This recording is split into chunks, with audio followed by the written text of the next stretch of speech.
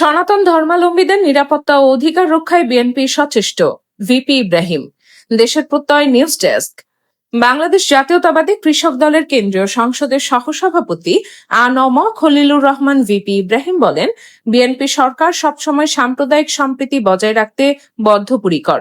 বাংলাদেশ সাম্প্রদায়িক সম্প্রীতির দেশ। এদেশে হিন্দু, মুসলিম, বৌদ্ধ, খ্রিস্টান সহ সব ধর্মের মানুষ দীর্ঘদিন ধরে শান্তিপূর্ণভাবে বসবাস করে আসছেন।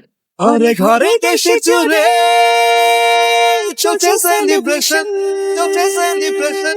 ফ্রিজ একটাই ওয়ালটন, ফ্রিজ একটাই ওয়ালটন, ফ্রিজ একটাই ওয়ালটন, ফ্রিজ একটাই ওয়ালটন। এভাবেই কোটি কোটি মানুষের ঘরে দেশ জুড়ে ফ্রিজ একটাই, ওয়ালটন। সকল মানুষের সমান অধিকার ও নিরাপত্তা নিশ্চিত করাই বিএনপির লক্ষ্য। সনাতন ধর্মের মানুষ যাতে নিরাপদে তাদের ধর্মীয় অনুষ্ঠান পালন করতে পারেন, বিএনপি সে বিষয়ে সবসময় সচেতন। দেশের এই সম্প্রীতির বন্ধন অটুট রাখতে সবাইকে একসাথে কাজ করতে হবে। শুক্রবার সন্ধ্যায় কালিয়াকৈরার বোয়ালি কেন্দ্রীয় মন্দিরে অষ্টকালীন লীলা কীর্তন অনুষ্ঠানে বক্তব্যে তিনি এসব কথা বলেন। এ সময় তার সাথে বিএনপি ও অঙ্গ সংগঠনের নেতৃবৃন্দ উপস্থিত ছিলেন।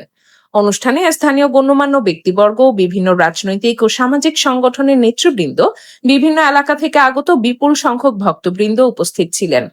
অনুষ্ঠানে বিশ্ব শান্তি, দেশের উন্নয়ন ও সকল মানুষের কল্যাণ কামনায় প্রার্থনা করা হয়।